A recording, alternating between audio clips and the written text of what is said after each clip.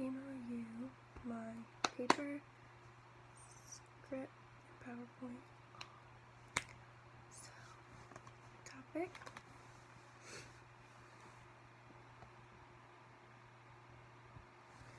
The use of sign language in deaf education in America and how it has changed over time.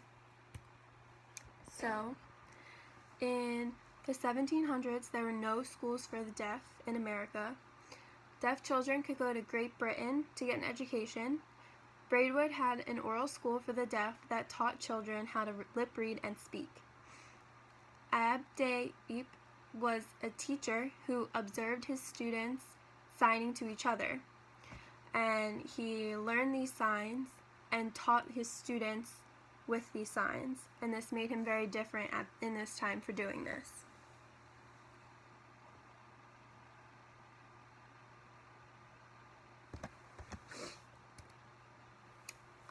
In the 1800s, most deaf children attended regular state schools. Then, in 1817, the American School for the Deaf was opened by Thomas Gallaudet and Laurent Clerc. Clerc became the first deaf teacher of deaf students in the United States. Clerc took the French methodological sign system and changed it to reflect English and English grammar.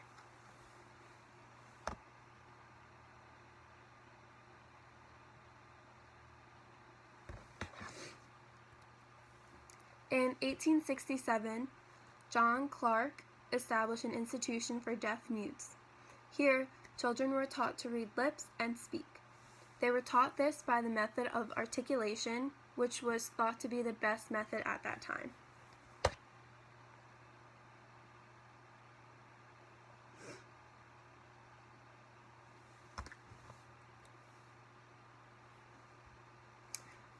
The International Congress of the Deaf approved in 1880 that oral method should be preferred to that of signing in the education and instruction of deaf mutes.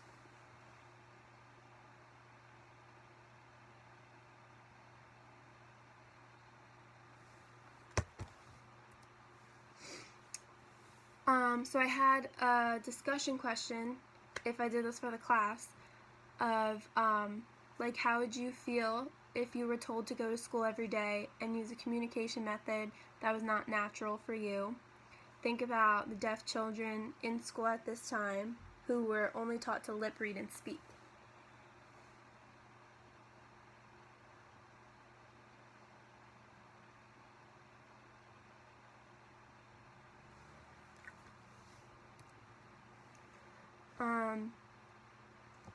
I found an article that explained this treatment of deaf children as cruel and unnatural.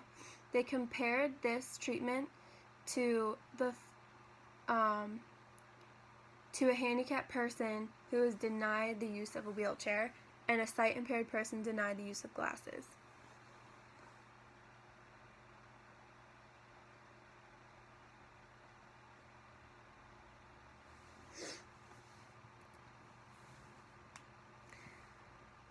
Later on in the 1900s, the president of the National Association for the Deaf said we need to use a combination of methods to teach deaf children.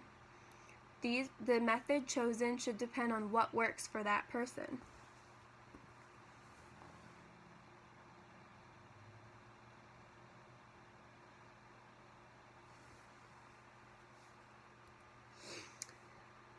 So, in 1960, there was a mother of a deaf child that was very distraught because her daughter was not progressing in school the way she should have been.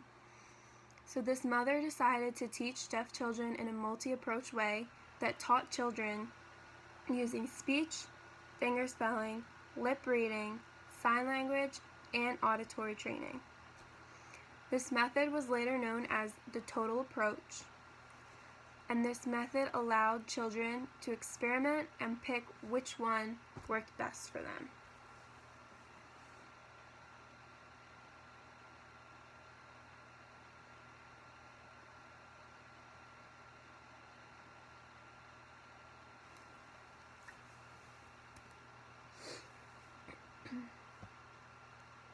So, more recently, in 2010, the previous resolution that stated the oral method should be preferred to that of signing in the education and instruction of deaf mutes was rejected. An apology was sent out. Today,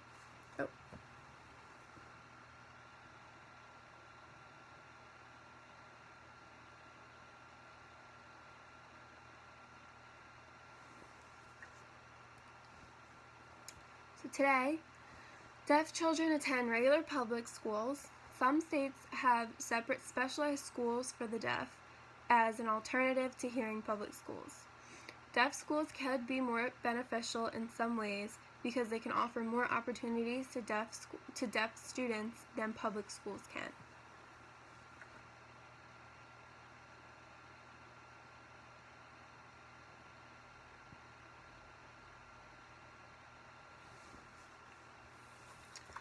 Thank you.